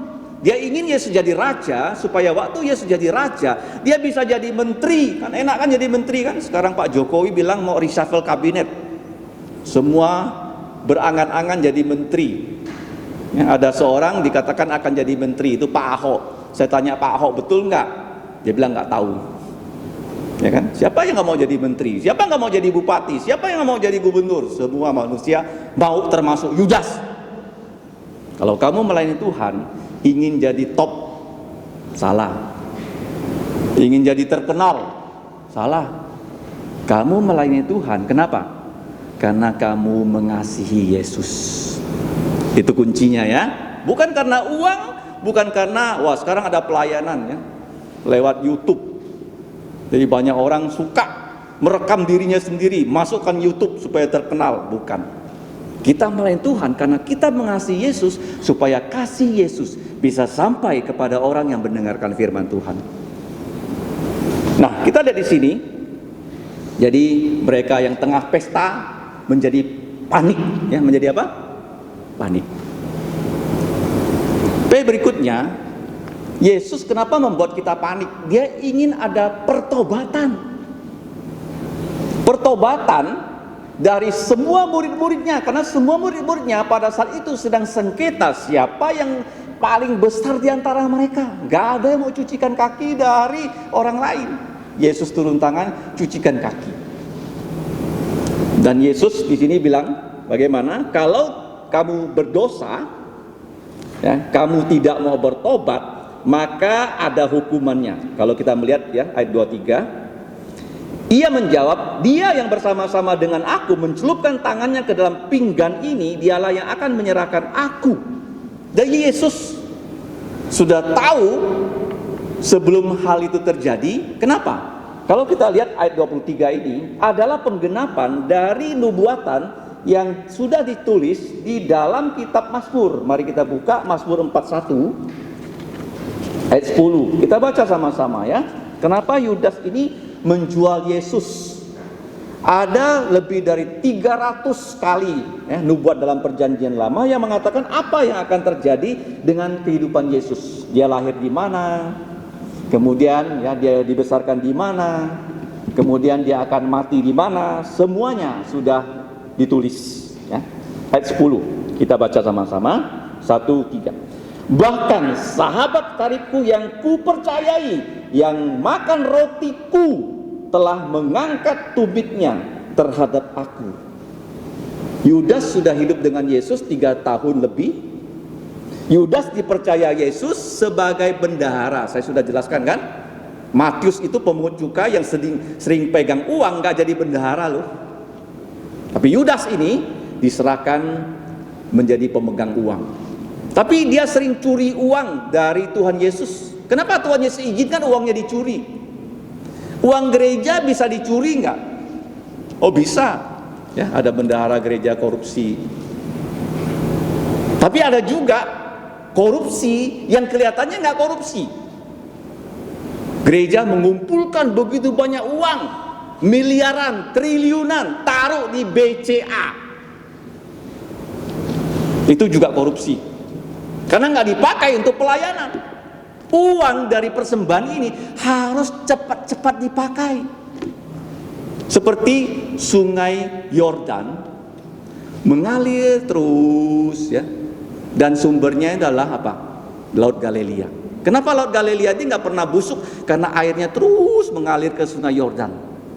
Kalau laut mati, nampung terus, nggak pernah keluar. Kamu lihat ya, Yesus waktu dia mati, dia nggak pegang uang loh. Berarti semua uangnya Yesus sudah dipakai untuk pelayanan. Suatu saat nanti kalau kamu kerja, kamu mungkin Tuhan kasih banyak uang ya. Bisa ratusan juta, bisa miliaran. Jangan lupa, uang itu kamu pakai untuk pelayanan. Beli tanah, dirikan gereja. Ongkosi orang sekolah Alkitab. Supaya mereka bisa menjadi gembala-gembala sidang. Jangan kamu taruh di bank. Kalau taruh di bank yang senang apa? BCA kan? Korupsi itu ada dua macam. Yang kelihatan kayak Yudas, yang tak kelihatan, ya gereja-gereja Indonesia banyak tuh gereja karismatik. Dikatakan rekening mereka ya triliunan. Dan mereka ingin pakai untuk bangun gedung. Nah, kalau kamu pergi ke satu gereja, cek aja uangnya. Kalau uangnya banyak di bank, itu gembala sidangnya berdosa kayak Yudas. Cepat-cepat pakai. Ya Yesus sendiri dia nggak bawa uang waktu dia mati kan? Hanya bawa pakaiannya aja. Tuhan izinkan uangnya dikorupsi. Tujuannya apa? Supaya Yudas bertobat. Nah, yang berikutnya kalau kita lihat, pertobatan itu adalah bantuan Tuhan Yesus kepada kita setiap saat. Dan Yudas setelah diberi kesempatan bertobat, dia nggak mau bertobat. Bahkan waktu Yesus memberikan dia makan, ya memberikan dia roti tak beragi, ya memberikan dia ya seperti sandwich ya. Dia sudah makan, harusnya dia merasa dihormati Yesus kan? Misalnya kamu kalau lagi makan dengan Presiden Jokowi, tiba-tiba dia ambilkan kamu ayam goreng, yang lain-lain enggak kan? Wah, ini Presiden hormat sama saya. Seperti itu juga Yudas diambilin makan oleh Yesus. Bukannya dia bertobat, berterima kasih pada Yesus, tapi dia membulatkan jantungnya karena waktu Yesus berbuat demikian. Yesus bilang, sekarang kamu kalau mau berbuat apa yang kamu berbuat, perbuatlah. Yesus memberi dia izin. Ya seringkali kita ya mau berbuat dosa kan, takut. Ada pencegahan karena firman Tuhan mengatakan jangan berdosa. Seperti Kain ya, sebelum dia membunuh Habel, Tuhan menegur-negur dia loh. Tapi dia nggak mau mengikuti firman Tuhan. Akhirnya iblis masuk dalam lubuk jantung Yudas. Dia pergi menjual Yesus. Semua murid yang lain sedih ya. Tapi Yudas ketika dikasih tahu ada yang menjual Yesus, dia malah senang loh. Wah, kalau begitu betul saya bisa menjual Yesus dan saya bisa dapatkan uang dari pemimpin agama Yahudi. Semua murid yang lain sedih, Yudas senang. Akhirnya dia pergi menjual Yesus. Tapi Yesus di sini mengatakan kepada apa? Putra manusia memang akan pergi sesuai dengan apa yang ditulis tentang dia, tetapi celakalah orang yang olehnya putra manusia itu diserahkan, adalah lebih baik untuk orang itu sekiranya ia tidak dilahirkan. Maksudnya apa di sini? Orang yang di dalam kandungan orang tuanya, kalau dia mati, ya seperti saudari Acan ya, dikatakan dia mengalami keguguran, berarti bayi dalam kandungannya itu mati. Dia nggak sempat lahir, dia udah jadi manusia loh.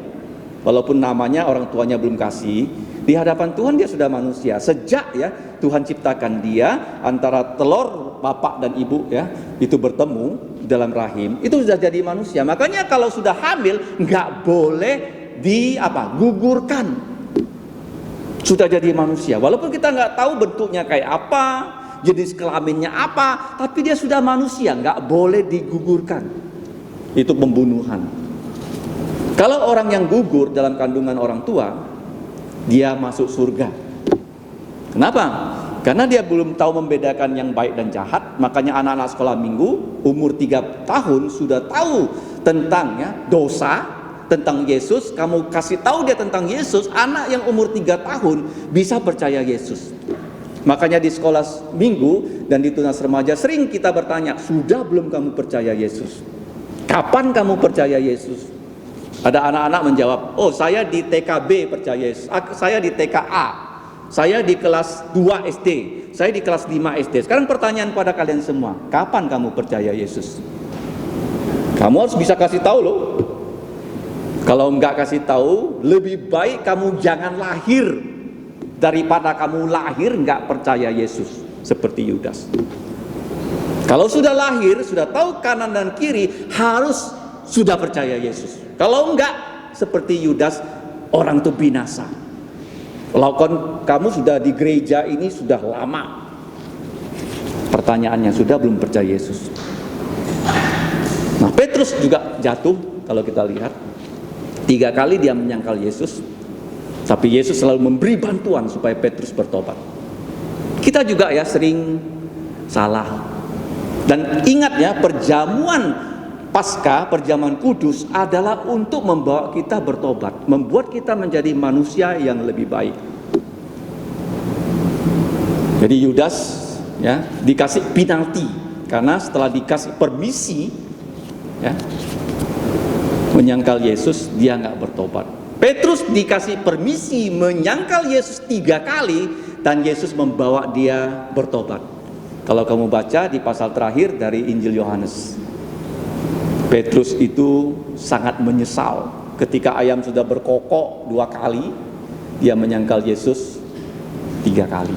Dia menangis loh. Kamu bayangkan Petrus pemimpin nangis Kamu pernah lihat pemimpin nangis gak? Dan Petrus gak berani lagi ikut Yesus. Dia bilang, aku mau jadi nelayan lagi. Dia pulang ke kampungnya, dia menjadi nelayan bersama 6 murid yang lain. Yesus datang ke situ, bertanya pada Petrus, apakah engkau Petrus mengasihi aku melebihi semua ini? Petrus bilang, engkau tahu aku mengasihi engkau.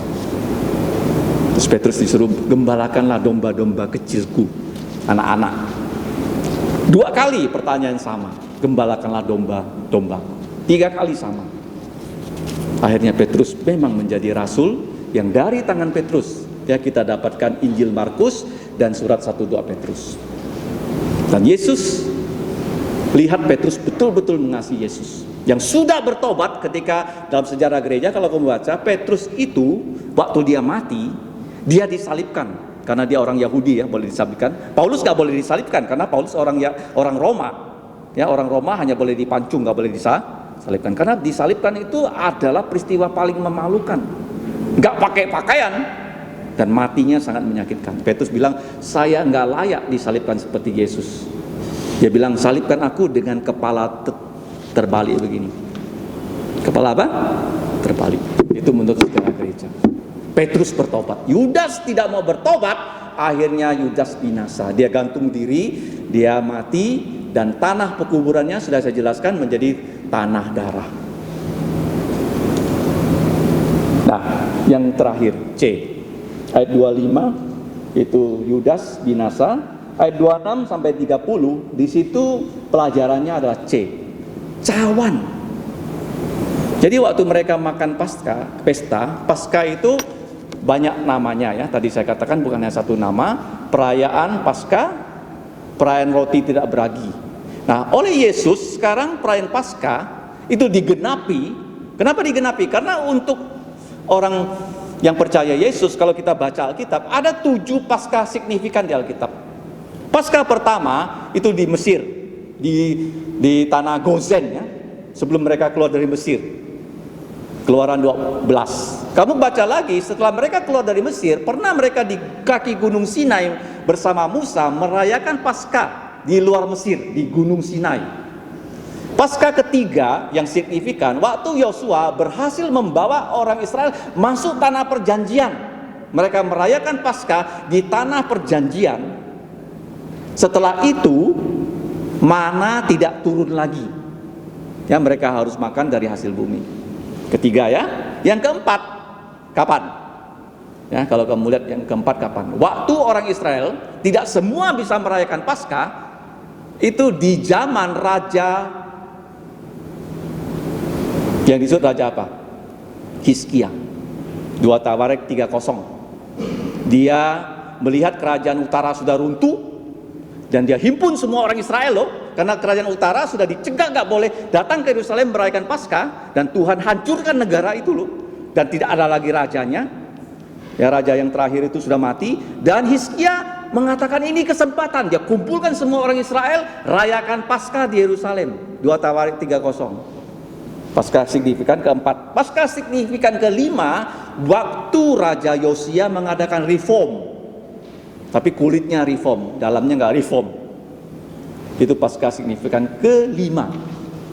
Paskah signifikan keenam di zamannya Ezra. Mereka dibuang ke Babel selama 70 tahun, kemudian dikembalikan di zaman Esra, dan di kitab Esra kamu bisa baca dirayakan Paskah karena Esra itu imam. Yang sudah 6 ya. Ketujuh, waktu Yesus disalib. Ya, tadi saya sudah katakan, perjamuan kudus Paskah adalah pertemuan antara ketaatan aktif Yesus dengan ketaatan pasif. Kalau hanya ketaatan aktif, tidak ada pasif, kita nggak bisa selamat. Kalau hanya pasif, tak ada aktif, juga nggak bisa. Harus dua-dua itu bertemu.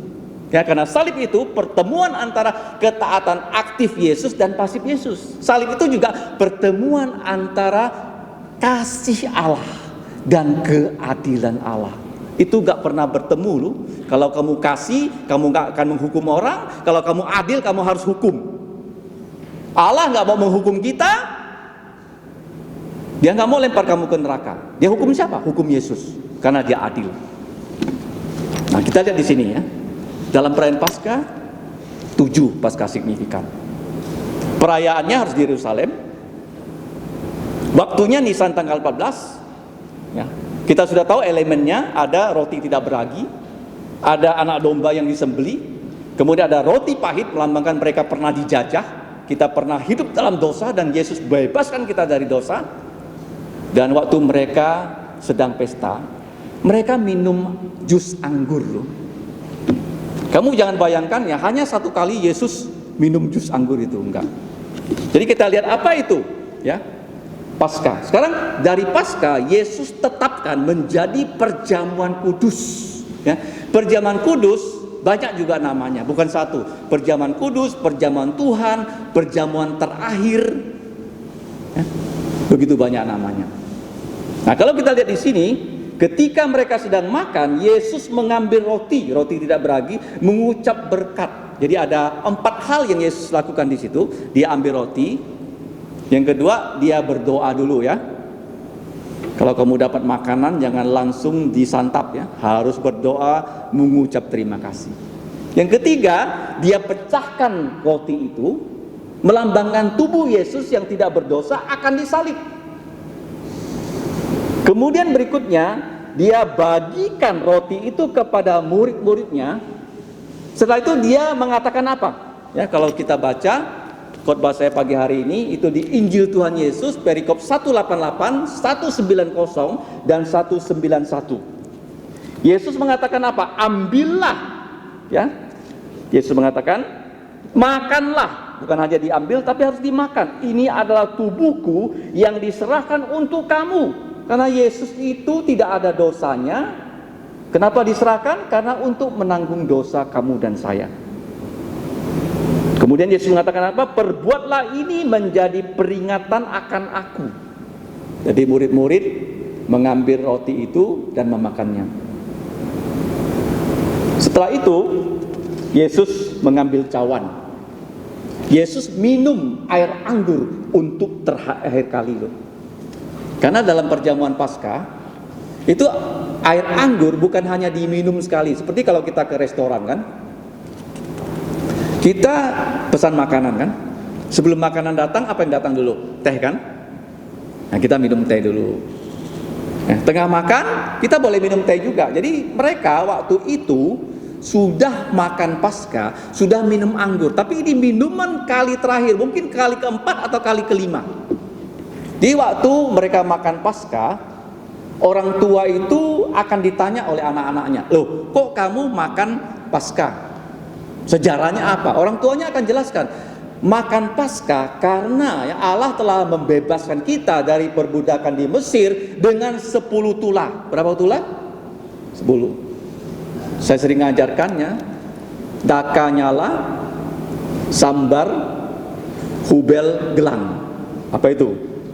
Daka, darah, air jadi darah, kata, tulah kata, nyala, tulah nyamuk, tulah lalat, sampar, seperti sekarang COVID, itu sampar kecil ya.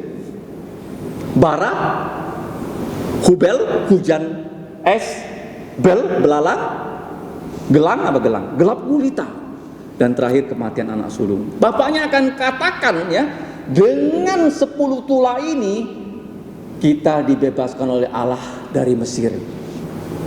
Nah sekarang dengan perjamuan kudus ini kita juga ya diingatkan Yesus sudah membebaskan kita dari perbudakan dosa. Jadi dia mengambil setelah dia membagikan roti, dan roti itu diambil oleh muridnya dan dimakan. Dia mengambil cawan dan minuman anggur yang terakhir itu, Yesus bilang apa?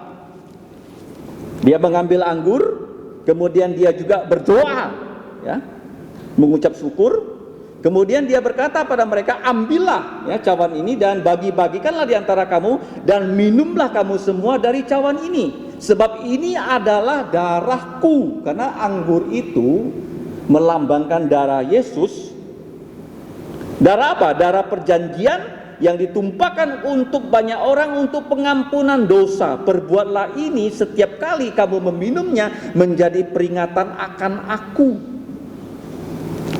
Nah, dari cawan perjamuan Paskah, Yesus jadikan cawan itu sebagai cawan perjamuan kudus, cawan perjamuan terakhir, cawan perjamuan Tuhan Yesus.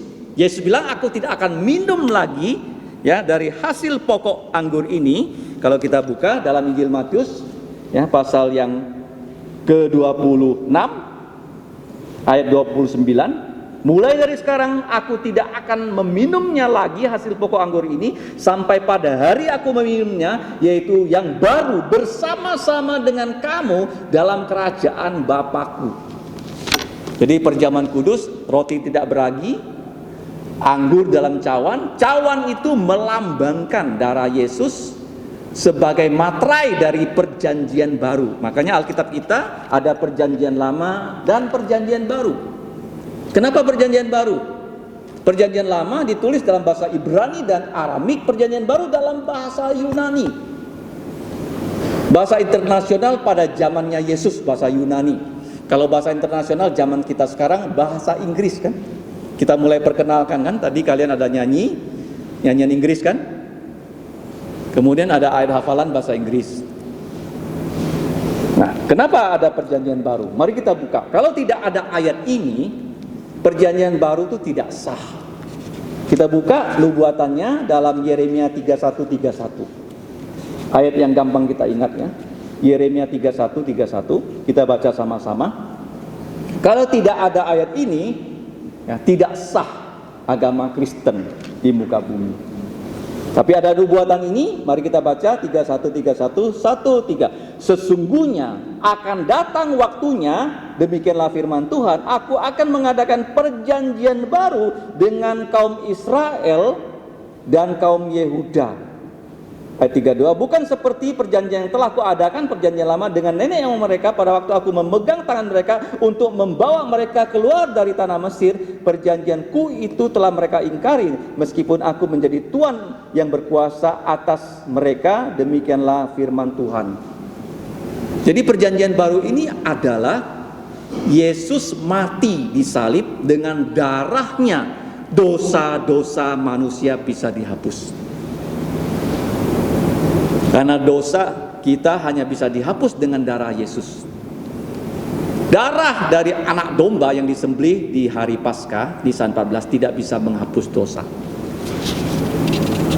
Sudahkah kamu datang pada Yesus? Bilang sama Tuhan Yesus, Tuhan Yesus, saya orang berdosa. Ampuni dosa saya. Dan saya percaya darahmu bisa menghapus dosa. Tapi kalau kita lihat di sini, menghapus dosa banyak orang, tidak semua orang. Kenapa? Karena Yudas, dia tidak bertobat.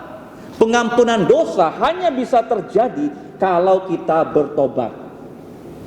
Bagaimana kamu bisa bertobat? Kalau firman Tuhan, ketika kamu dengar, kamu simpan dalam lubuk jantung kamu. Kamu mau jalankan firman Tuhan itu dengan bantuan Roh Kudus. Kalau Yudas, dia dengar Yesus berkhotbah, masuk telinga kanan, keluar telinga kiri, nggak bisa masuk ke dalam lubuk jantungnya. Kenapa? Karena otaknya duit dan kuasa. Saya nggak tahu otak kamu sekarang isinya apa. Kalau kamu dengar firman Tuhan itu tak masuk dalam lubuk jantung kamu, bahaya sekali. Seperti Yudas. Darah Yesus bisa menghapus dosa seluruh dunia, tetapi hanya untuk orang yang mau datang bertobat pada Yesus. Di mana kita bisa bertobat? Di gereja. Di mana? Di gereja. Waktu kamu datang, kamu minta Yesus menghapus dosa kamu. Contohnya apa? Pemungut cukai datang di bait Allah, dia berdoa, nggak berani dia lihat ke depan. Dia tunduk di belakang, dia berdiri, dia tepuk-tepuk dadanya. Tuhan kasihani aku. Kita bersyukur di gereja kita ada tempat berlutut loh. Kamu jangan hanya kakimu berlutut, tapi lubuk jantung kamu tuh sombong begini. Dosamu tak diampuni. Tapi kalau kamu waktu berlutut, kamu merendahkan lubuk jantung kamu. Kamu mau bertobat. Dosamu besar. Dosamu merah seperti kirmiji akan dihapus oleh darah Yesus. Kemudian kita lihat yang berikutnya. Selain ada roti, ada cawan, ya, cawan itu lambang perjanjian baru, dan perjanjian baru ini ya memberikan kita perjamuan kudus perjanjian baru yang diikuti bukan hanya oleh orang Yahudi loh. Zaman dulu hanya orang Yahudi boleh merayakan Paskah. Tapi waktu Yesus menetapkan perjamuan kudus, barang siapa yang percaya, yang sudah dibaptis dewasa, boleh ikut. Jadi kalau kamu sudah SMA, cepat-cepat daftarkan diri, ikut BBK, dibaptis, dan ambil ini roti dan cawan. Karena ini adalah berkat rohani. Ya, di perjamuan kudus zaman sekarang ada kesalahan. Gereja Roma Katolik mengatakan roti itu menjadi darah tubuh Yesus. Jadi begitu imam memberkati roti, rotinya jadi darah tubuh Yesus. Kalau nggak habis, nggak boleh dibuang loh, taruh simpan supaya nanti datang ke gereja itu disembah. Karena itu tubuh Yesus. Itu ajaran salah, transubstansi. Anggur begitu didoakan oleh imam menjadi darah Yesus, konsubstansi. Kamu lihat ya, salib dari orang Katolik ada Yesusnya kan? Ada apa?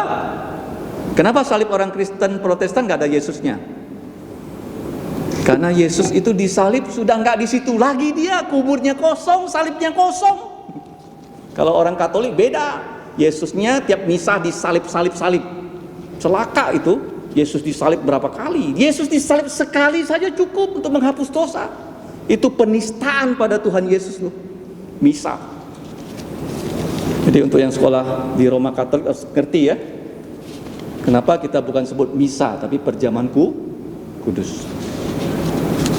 Nah, perjamuan kudus yang kedua yang salah, gereja HKBP, gereja Lutheran. Mereka mengatakan memang roti tidak menjadi tubuh Yesus, tapi di sekitar ada tubuh Yesus. Anggur tidak menjadi darah Yesus, di sekitar cawan itu ada darah Yesus. Konsubstansi, tadi transubstansi. Kalau Zwingli mengatakan, oh ini hanya simbol, nggak ada apa-apanya. Salah juga. Yohanes Calvin mengatakan, memang ini simbol, roti simbol tubuh Yesus, anggur airnya melambangkan darah Yesus, tapi ada berkat rohani. Berkat apa? Bagaimana menjadi berkat rohani? Yesus mengatakan apa?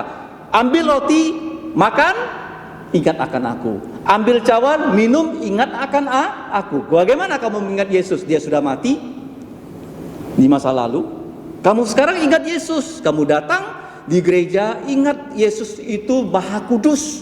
Kamu orang berdosa.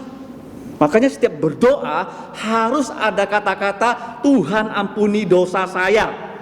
Makanya dalam doa Bapa kami ada klausa mengatakan, ampunilah kesalahan kami seperti kami mengampuni orang lain. Jangan ya kamu lihat orang berdoa nggak pernah dia minta ampun dosa, hantam saja. Ya mengucap syukur minta dalam nama Yesus, amin, kurang ajar. Jadi ingat dia sudah mati. Yang kedua, kamu mengaku dosa. Dan Tuhan ingin membuat kamu menjadi pemuda yang lebih baik loh. Saya percaya ya, kalau kamu sudah sungguh-sungguh percaya Yesus, kamu akan jadi pemuda-pemudi, remaja-remaji yang memuliakan Tuhan. Ya seperti Petrus ya. Sebelumnya sontoloyo ya. Setelah itu Petrus menjadi rasul yang baik. Ingat akan Yesus, dia sudah mati. Sekarang kita ingat akan Yesus. Waktu kita datang kita minta pengampunan dosa. Kalau minta pengampunan dosa mulai dari diri sendiri, baru istri, anak-anak, dan orang lain. Dosa hanya bisa diampuni kalau orang itu bertobat.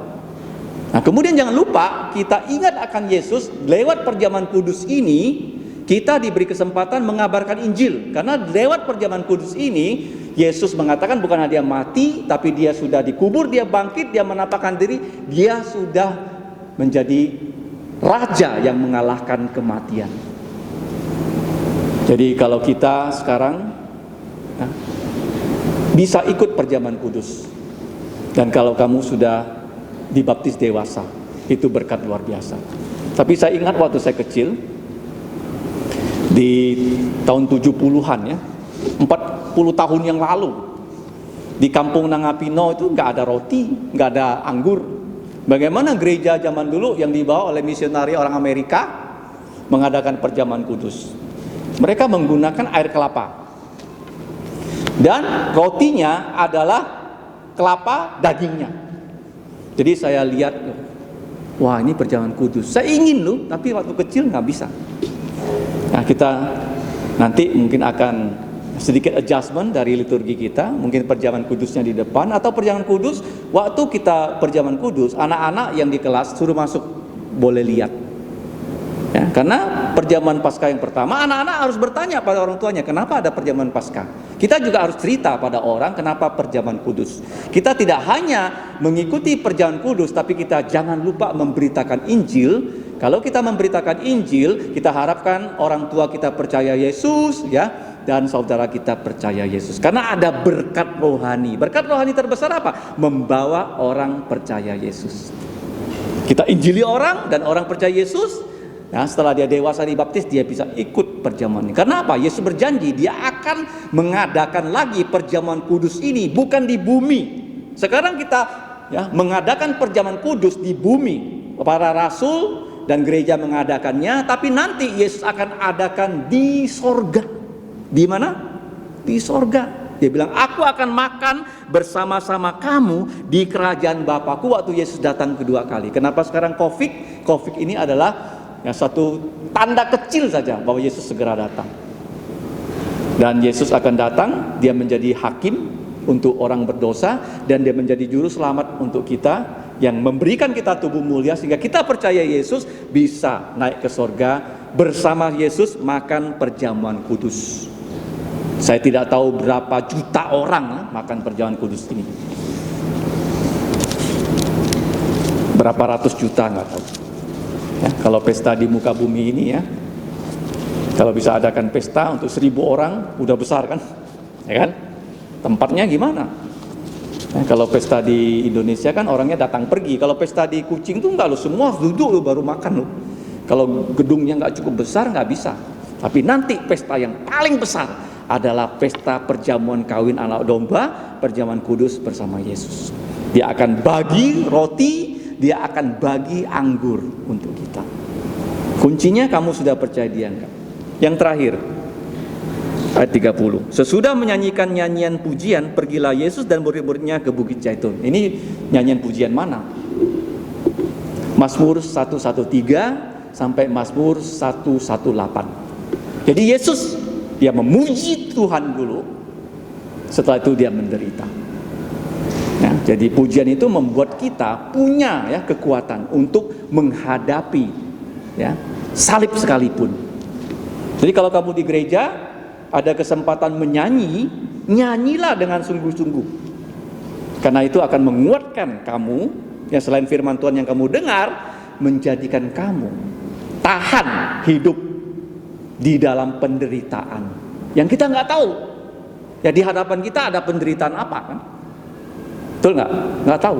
Tapi kalau kamu ya mendengar firman Tuhan, memuji Tuhan dengan baik, kita akan dikuatkan seperti Yesus. Sebelum dia naik di salib, dia menyanyi Mazmur 113 sampai 118. Itu disebut Mazmur Halel, Mazmur memuji Tuhan. Kalau kamu bisa memuji Tuhan, penderitaan seberat apapun yang akan menimpa kamu seizin Tuhan, kamu bisa tanggung.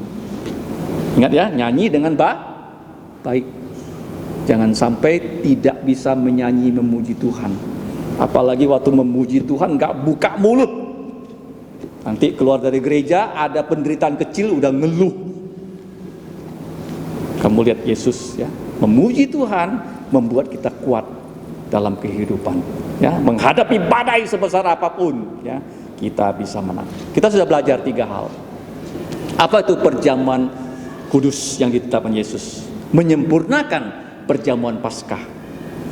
Anak domba sudah disembelih, tapi darahnya tidak bisa menghapus dosa. Jadi perjamuan kudus ini adalah awal Yesus mengatakan dia akan disalib dan darahnya bisa menghapus dosa. Yesus bukan hanya mati, dia sudah dikubur, dia bangkit dari kematian.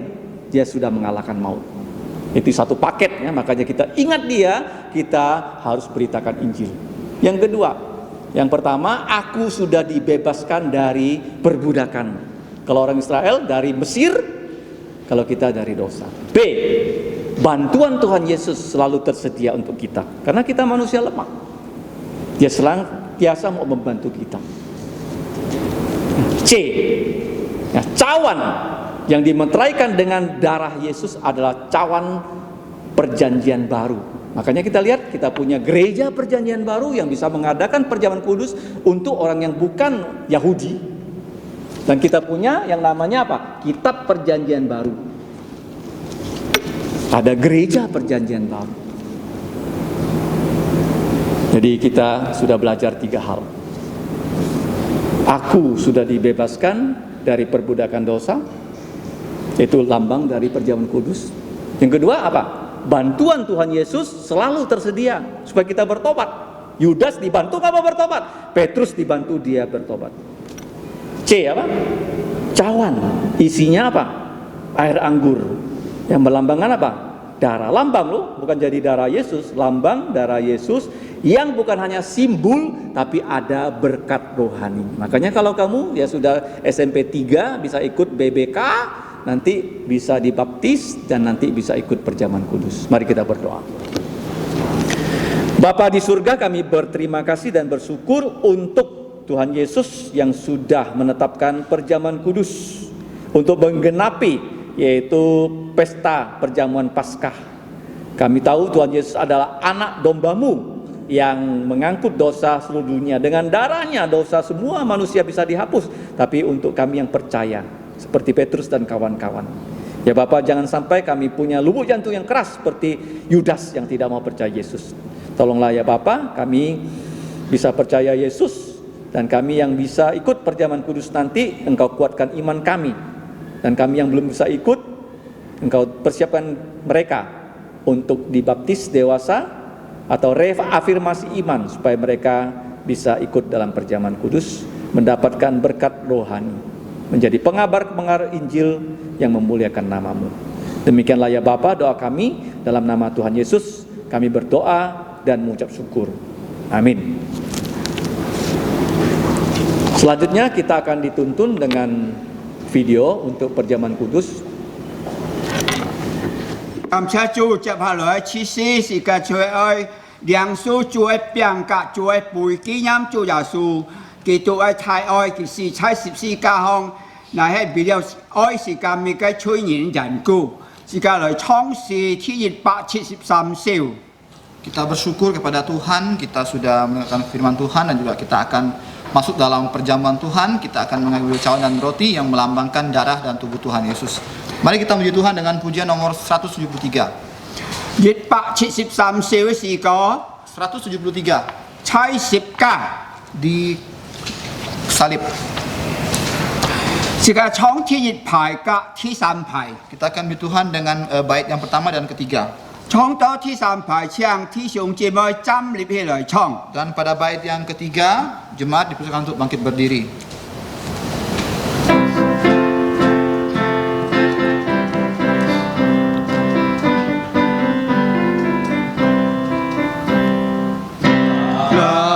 Tuhan liu curahkan kangen wewa sasin dân sao thông suốt trên lý thiên sinh chiều bê về chơi rèm trái sĩ cha wo y chén tu sang tu phật wo sinh chung khai nê chúng ta đưa trao riêng Di salib Tuhan ku dapat melihat 如今我心欢乐心快乐，圣当主唱起来， Tuhan mati 有至上的人，被花红着也被云长，天地黑暗不光。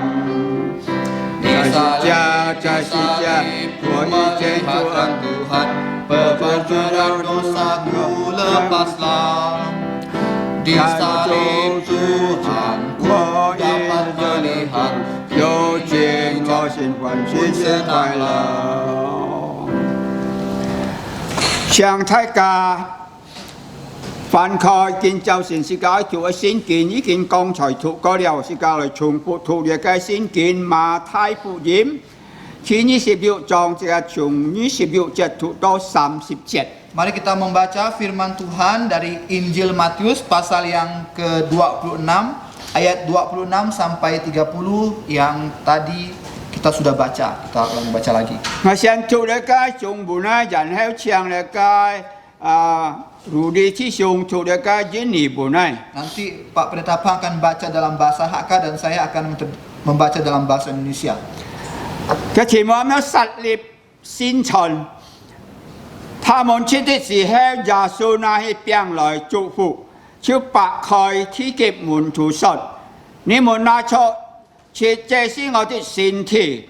又拿起杯來祝謝了，天給他們說：你們都喝這個，因為這是我立約的血，必當然流出來，是罪的沙。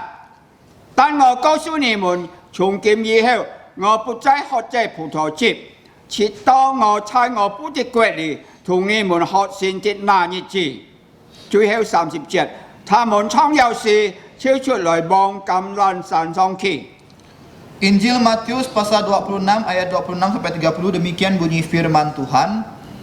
Penetapan perjamuan malam. Dan ketika mereka sedang makan, Yesus mengambil roti, mengucap berkat, memecah-mecahkannya lalu memberikannya kepada murid-muridnya dan berkata, ambillah, makanlah, inilah tubuhku. Sesudah itu ia mengambil cawan, mengucap syukur lalu memberikannya kepada mereka dan berkata, minumlah kamu semua dari cawan ini. Sebab inilah darahku, darah perjanjian yang tumpahkan bagi banyak orang untuk pengampunan dosa. Tetapi aku berkata kepadamu, mulai dari sekarang aku tidak akan minum lagi hasil pokok anggur ini sampai pada hari aku minumnya, yaitu yang baru bersama-sama dengan kamu dalam kerajaan Bapakku. Sudah menyanyikan nyanyian pujian, pergilah Yesus dan murid-muridnya ke Bukit Zaitun.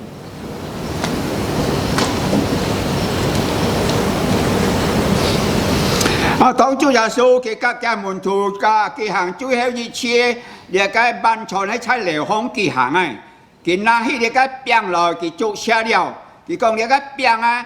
喺呢邊嘅身體每年派，你等咩飯食啲餅嘅時候，應當按樣去按樣行，未跌喺經驗做耶穌基督嘅太愛，佢為了愛世界，死在十字架上，當時燒出這寶血來，賣贖世界，洗清世界每個人嘅罪過，世界來為了個病禱告，或者唱了個如理之上，為了個病做禱告。 Mari kita berdoa. Allah Bapa di surga, Allah yang kami sembah dalam putramu Tuhan kami Yesus Kristus.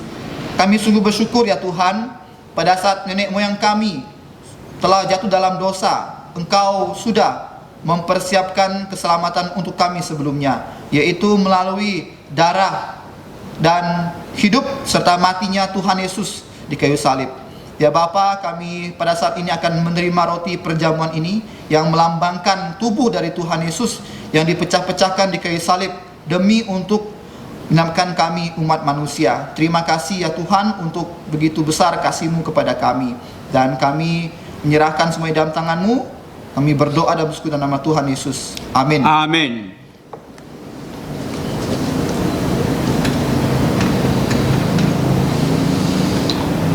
Chàng thi phụng chi mới là tôi đẹp chàng với nhà nhìn nhận trăm thì với lời mẹ mẹ với chi tỏ co xin nhân trái chu miễn phiền xin nhân sự cái chui co kiểu chu gia su những cái bông chi sa miễn sự cái mi cái nhìn chui co xin to sự cái kêu co những cái tịch xin cái sản phật trái được cái si cái hông lời biết kỳ toàn phụ hiện cho kiên trinh đại量khi to nhìn lời song xin gia su.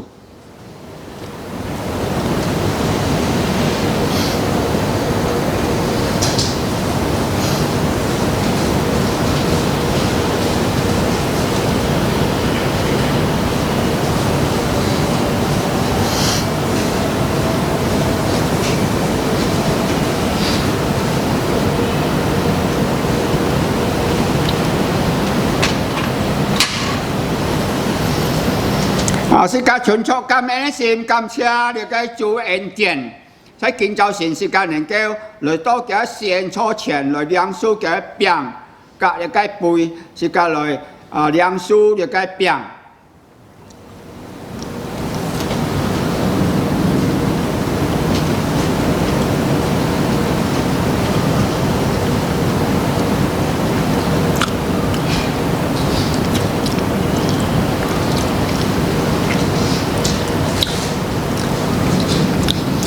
十字架，十字架，让生活的荣耀，我主罪都是清洁，靠耶稣宝血，阿门。那翻喺做耶穌，佢拿起隻雞背來，佢捉車了之後，隻雞背喺中間血數裏邊先咗，明年變你真晒，你真應當安樣行，未得喺紀念做耶穌基督嘅太愛，我真想蒙恩之上，俾隻雞背捉到。Mari kita berdoa. Bapa di surga, mengucap syukur untuk kasih setiamu kepada kami yang telah mengutus putramu Yesus Kristus ke dunia ini untuk disalibkan dan mengalirkan darah untuk dosa-dosa kami, dan kasih-Mu dinyatakan supaya kami mau percaya kepadanya dan kami memperoleh hidup yang kekal. Terima kasih, cawan yang ada di hadapan kami adalah lambang daripada tubuh Engkau, yang tubuh Tuhan Yesus yang sudah disalibkan, yang dialirkan untuk menebus dosa-dosa kami. Pada saat kami melakukan ini, kami boleh mengingat kasih-Mu Bapa atas kehidupan kami, dan kami boleh memberitakan sampai kedatangan Tuhan Yesus yang kedua kali. Terima kasih, kami siap menerima cawan ini dalam nama Tuhan Yesus. Amin. Amin.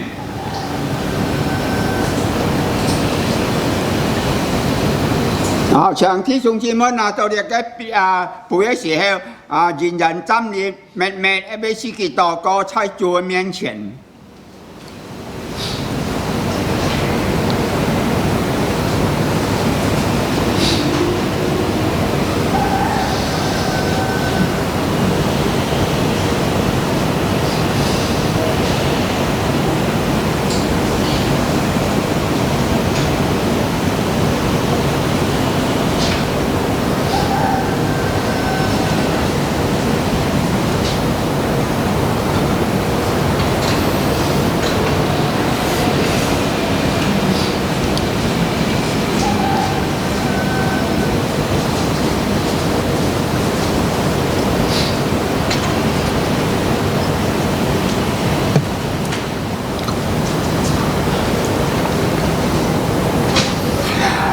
像大家存出感恩心來領受，你該背住嘅葡萄汁，聽講你該葡萄汁來寫槍是今日嘅人吹歌，是都是今日嘅人都在主面前，信心更加堅固，忠心來跟隨佢，來俾佢工作，來俾佢做見證，帶領許多人來歸向耶穌，是個來領受你該背。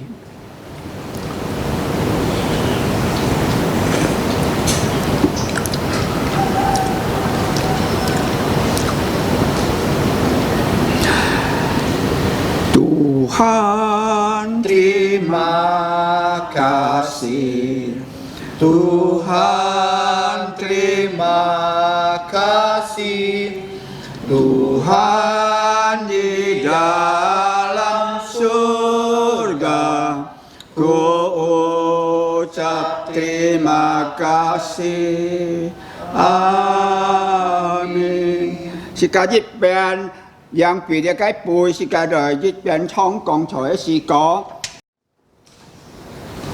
xin ca lời trongที่ยิดปะที่13เว้ยสีเก่าใช้14กองที่นี้ไผ่กะที่4ไผ่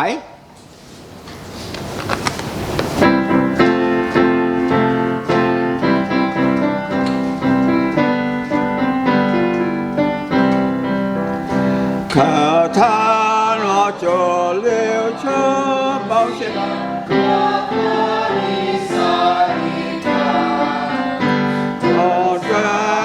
เป็นอุยามอันเจนจูไอความตาอุเบียนมันจะอุอีเจนจูอันคงเราเส้นจุงเนื้อสังกุยมาไม่ใช่จุงกุยมาจุงจังกุสนาลาจูเดียวจิตสองเส้นdan hajatnya Aja senjang dan sopatin Jengka jel sota air Isari disati Muhijen jogan Muhijen jogan Dosaku lepaskan Isari Ku dapat melihat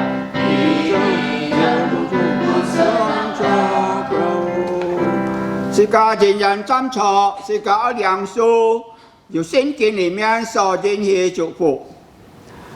當然我做耶穌基督恩惠，天父上帝嘅慈愛，聖靈嘅感動與交通，常常與眾弟兄們同在，從今時一直到做耶穌基督天一次再來，阿門，阿門頌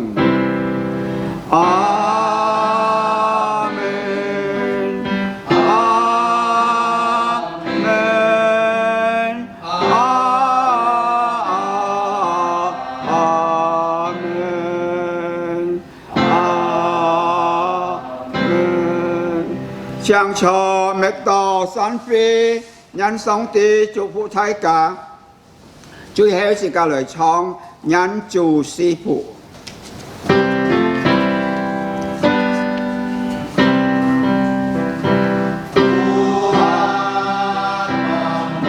Cả tì mù Tuhan Dung em